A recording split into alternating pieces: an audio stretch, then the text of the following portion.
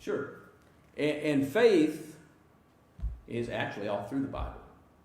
And lack of faith is all through the Bible. And in fact, faith is one of those things that's presented to us as being held on a continuum. There are people who lack faith. There is no faith. There are people who have great faith. There are people who have little faith. There are people who... It's one of those sliding continuums. And you made the comment a little bit earlier that sometimes our faith, and I'm probably putting words in there that you didn't use, but our faith wanes. It grows less. Other times it may be stronger. That's consistent with something that's held on a continuum. And the way that this applies, I guess, to the discussion that's going on in the book of James here, is we're being encouraged to keep our faith stoked, to keep our faith burning fervently, even through those periods when things are not going well, where things aren't happening the way that we think that they ought to, or we would like to see them.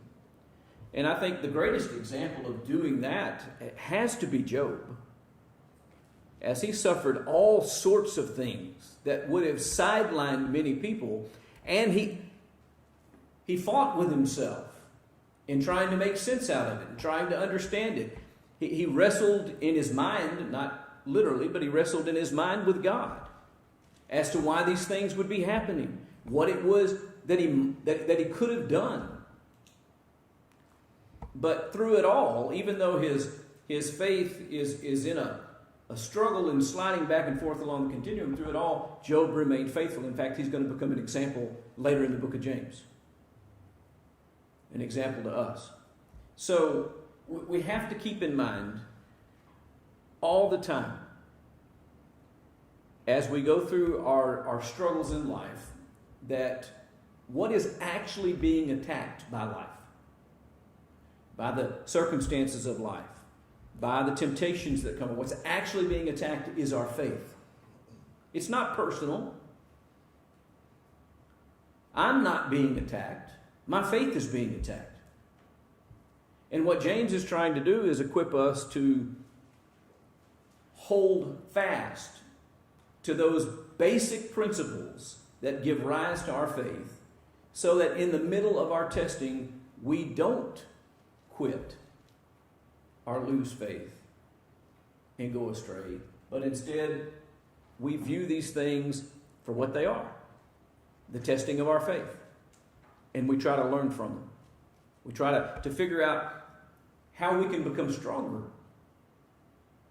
in these setbacks. And there's a lot of things in life that can do that. And they're like Hebrews 11, as you mentioned, it's a great chapter to show us what faith looks like in working. And there are lots of people set forth as examples throughout that chapter. You get into the very next chapter, and it says, since we have such a great cloud of witnesses, let us lay aside every encumbrance and run with endurance the race that is set before us. We can do it too, is really the lesson of Hebrews 11 and 12, is we can be like that. And he used these two people, and actually Rahab is an interesting way. Rahab appears in Hebrews 11 as well, if I'm not mistaken. Abraham and Rahab both appear in Hebrews 11 as well. Clearly, she's a great example of working faith, but a very, very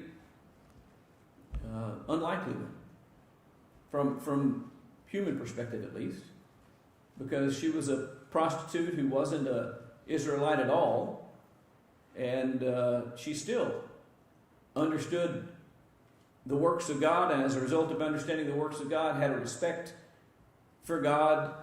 And therefore, because she had a respect for God, she showed respect to who? His people.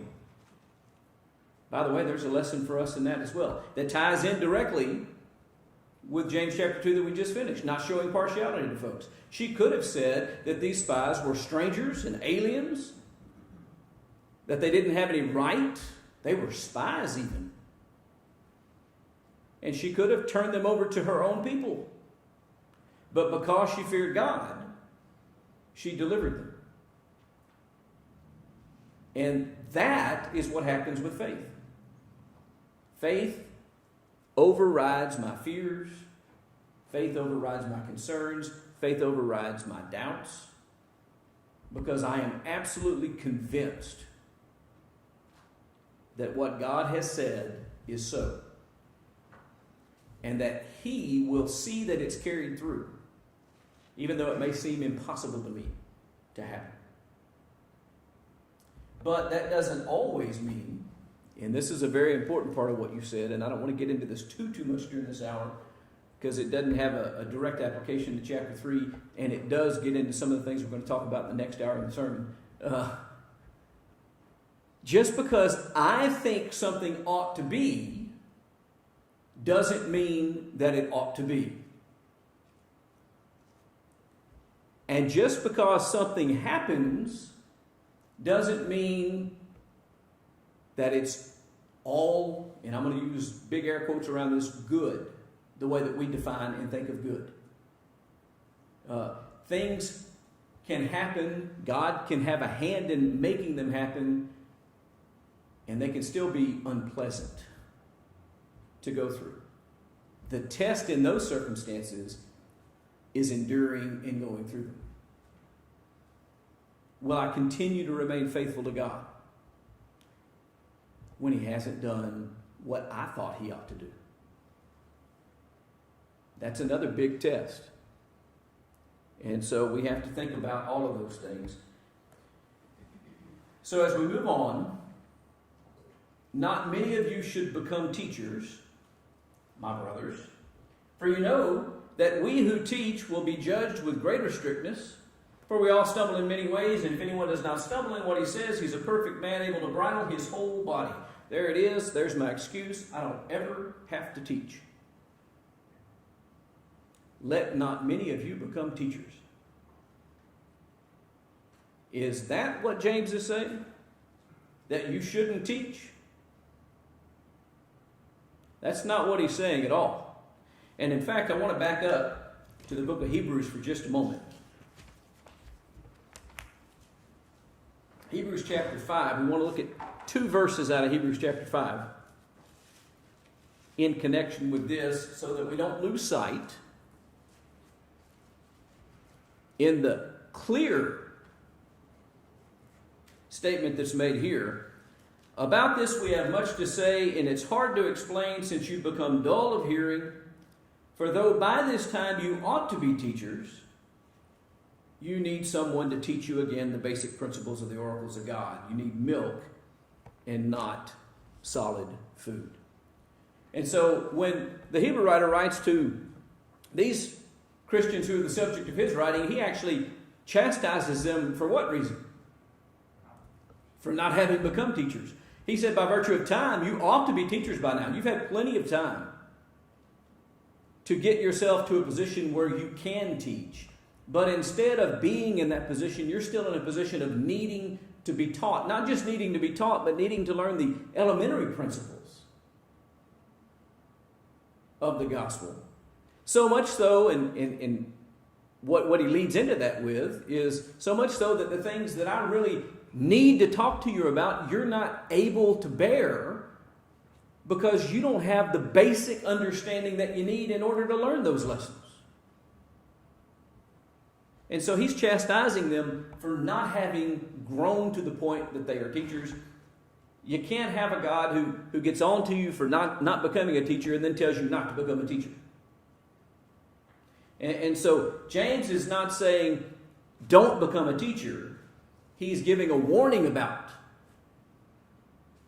what you need to do in order to be able to teach. We all stumble in many ways, and if anyone does not stumble in what he says, he's a perfect man, able also to bridle his whole body, he says. What is he talking about when he says, let not many of you become teachers? For we all stumble in many ways, and whoever does not stumble in what he's saying this. When you start teaching, when you start talking to people and instructing people, especially if you take a formal teaching role, it's really, really easy to stumble in what you say. I might be able to refrain my desire to strike you. Most people can refrain their desire to hit people or to kill people. It's actually a rare person who doesn't rein in those momentary flashes of anger. If we all gave way to those momentary flashes of anger, then there'd be a whole lot more mayhem that goes on in the world. But we're able to refrain and control our behavior in many circumstances. Now, if somebody pushes and pushes and pushes and pushes and pushes, and especially if there's already a heightened sense of physical activity, think a sporting event, you get on a football field, you got a guy who's across the line from a player, and he's just riding him and talking and goading him and maybe kicking and punching in between plays and all that kind of. Eventually, because of the circumstances, over time, you might actually lose control, and what happens? There's a fight that breaks out on the field. But most of us in normal circumstances can control that, but we don't do a very good job of controlling what we say. We allow ourselves to say things that are just as harmful. In fact, if I hit somebody in the eye, eventually their eye's going to heal. I may say something that drives them so far away from God that they lose their soul. All the while I'm saying to myself, I've done nothing wrong.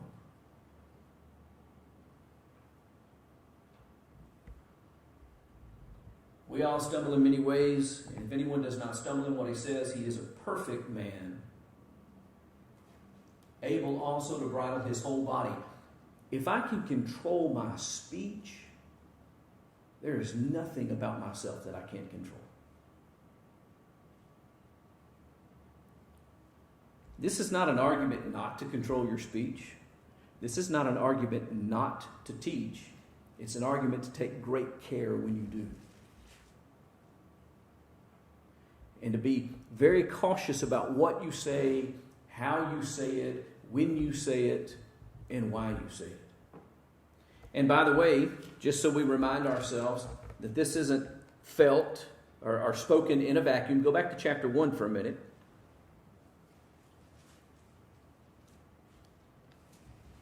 Go back to chapter 1.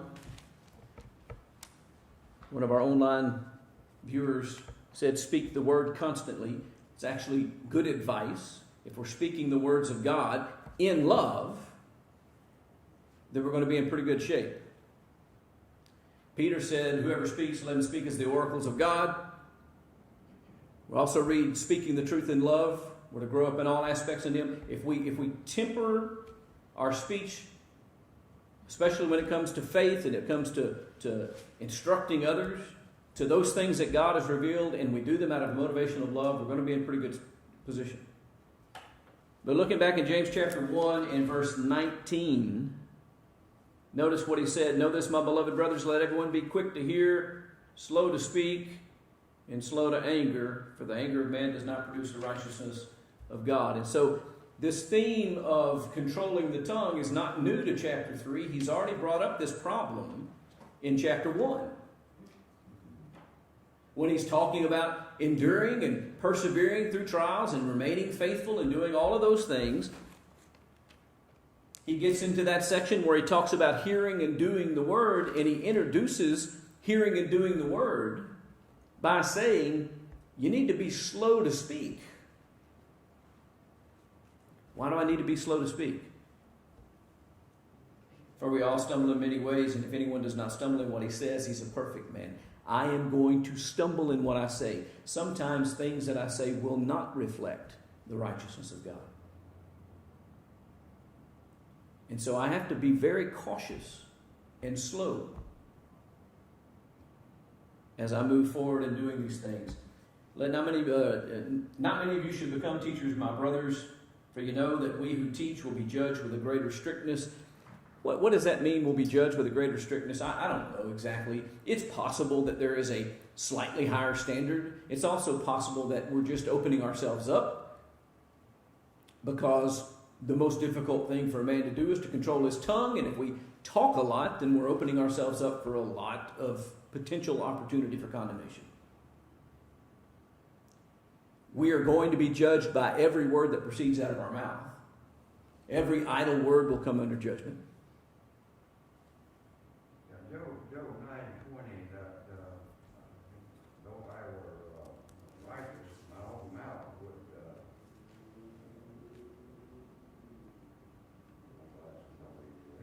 condemn me. Though I were blameless, who's the word? That's showing again that you might think you are, but you aren't. Right. It is very easy to be driven, especially, by the way, this kind of hearkening back to James chapter 1, verses 19 and 20, the anger of man doesn't achieve the righteousness of God. It's very easy to allow our anger to drive our speech. When that happens, I promise the righteousness of God is not being done. And so we've got to be careful. We're going to be judged for those things that we say. I can't just simply say, well, it was just words. It doesn't matter. They need to get over it. I also can't say, look, they ought to know. And by the way, this is a biblical concept. It does tell us in Ecclesiastes, I think it is, not to get upset when we hear our servant cursing us, because we ourselves have cursed others many times. And the implication there being, we've said things that we didn't mean. And so when we hear somebody else say something, we don't assume the worst in what they've said and get all bent out of shape. So that concept is biblical, but what we can't do is take it to the extreme that we say, hey, that's the hardest thing for me to do is to control my tongue, so they should understand that and just get over it. Maybe they should just get over it, but guess what? That doesn't mean you're not going to be judged for it. Maybe they're going to be judged if they don't get over it. And you're going to be judged if you don't acknowledge what you did was wrong. So we need to keep that in mind. We put bits into the mouths of horses. This is James's stock way of doing things. He introduces an idea, a concept, an abstract principle, and then he sets forth very practical illustrations. If we put bits into the mouths of horses so that they obey us, we guide their whole bodies as well. What's the implication? Well, if I control my mouth, if I control my tongue, then I can control my whole body. Hadn't he already said that? Look at the ships also. Though they're so large and are driven by strong winds, they're guided by a very small rudder, wherever the will of the pilot directs. So also the tongue is a small member, yet it boasts of great things. We don't even see people's tongues very often. It's kind of creepy sometimes when we do. It's a relatively small part of the body, and it's generally concealed. But he's saying, despite the fact that, by the way, that's what a rudder is, a very small part of a ship, and it's generally concealed. Not always. The seas get rough enough and the ship tosses enough, it can come up out of the water. But generally it's concealed, and yet what would happen if the rudder wasn't there? The ship would just go anywhere. There would be no one in control. Same thing with the tongue. It's a small member, but it boasts of great things. It has a huge impact on who we are. Our tongue makes all the difference in the world of whether or not we are encouraging to people, whether or not we are beneficial to people, whether or not we are impartial to people, and whether we are partial, whether we are disrespectful, whether we are filled with hate. Our tongue, our words, reveal our heart. That's what Jesus explained about it. It begins in the heart, it comes out through the mouth. It's not what goes into the mouth that defiles a man, it's what comes out of the mouth that defiles a man. Because all of those things that we hold in our heart that can't be seen get expressed through our words.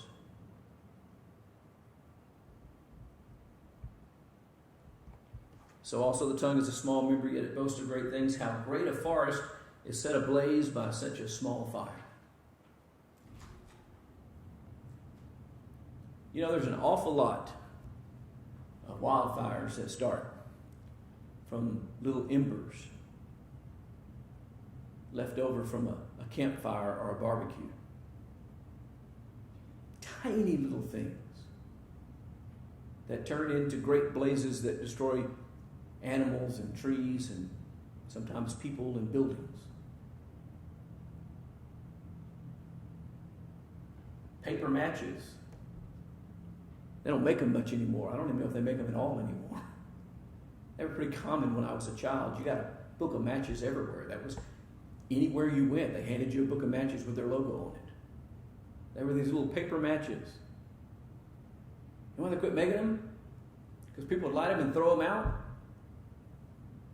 Burn stuff down. Those little tiny paper matches that, by the way, weren't good for much. They burned up real quick and didn't burn very hot, and you couldn't really start very many things on fire with them. In fact, it was not uncommon to go through a half a book or a full book of them trying to get one fire started.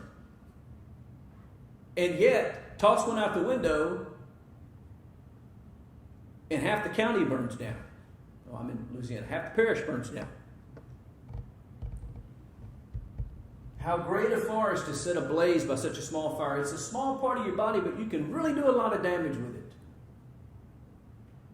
You can destroy a lot of people.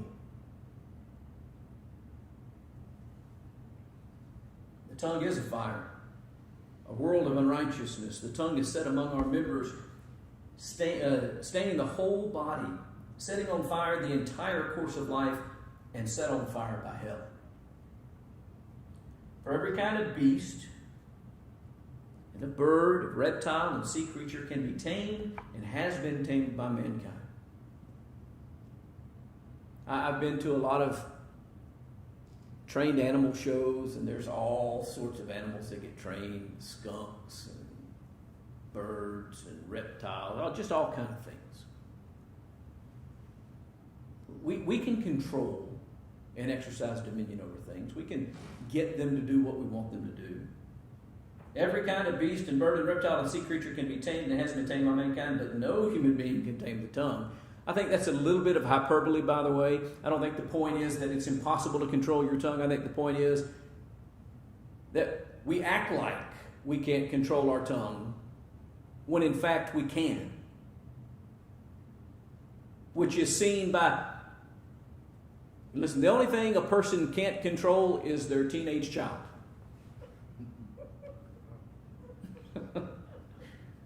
For those of you that are online, I got a couple of amens for that one. I'm being a bit facetious, but other people we really shouldn't be trying to control. You know what I should be trying to control? Me. And the way that I can be certain that I have the ability to control my whole body is to do what? Develop the ability to control my speech. Because if I'm able to control my tongue, I can control the whole body as well. That's what he just said at the beginning of this. He's not saying don't do it. He's saying it needs to be paramount. Because if you can learn to manage and maintain your speech, maintaining your conduct becomes easier.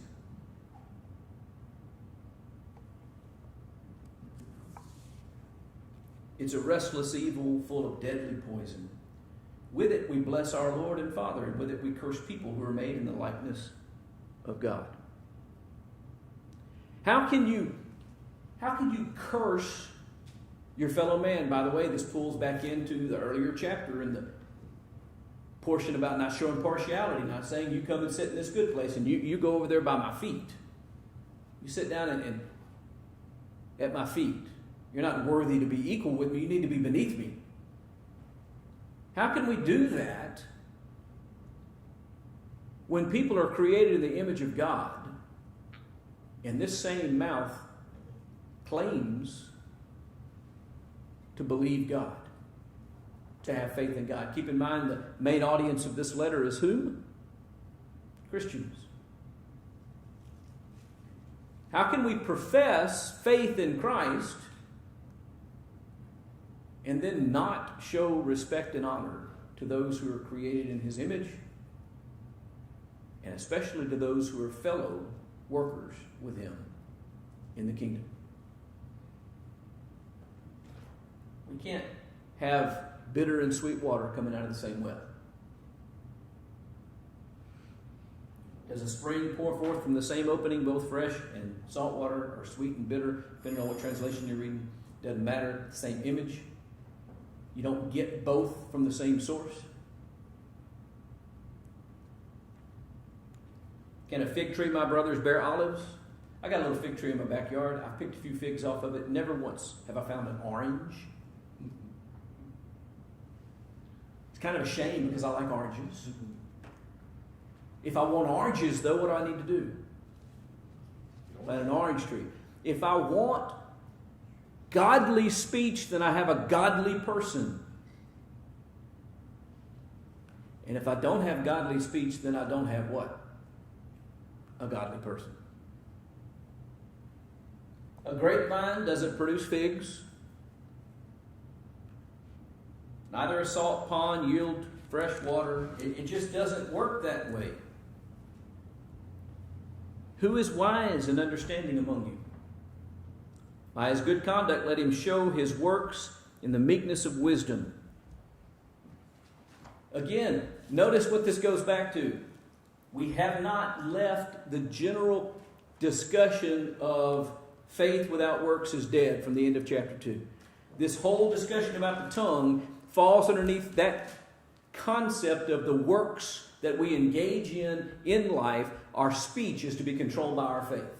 That's the point. Because when he gets to verse 13, who is wise and understanding among you? What's the answer to that question? By his good conduct. Let him show his works in the meekness of wisdom.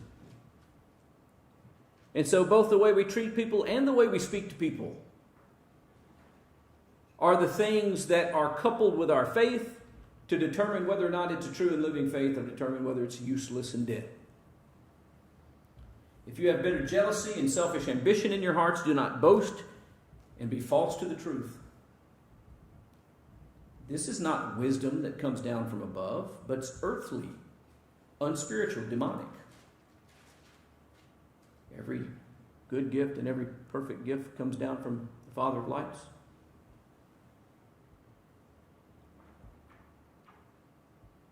Essentially, what came forth from the Father? My word came forth.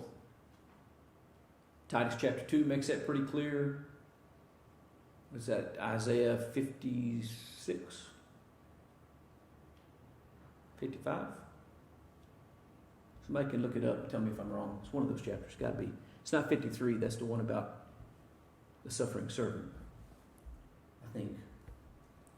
I hate it when my brain is not able to recall precisely what I want it to.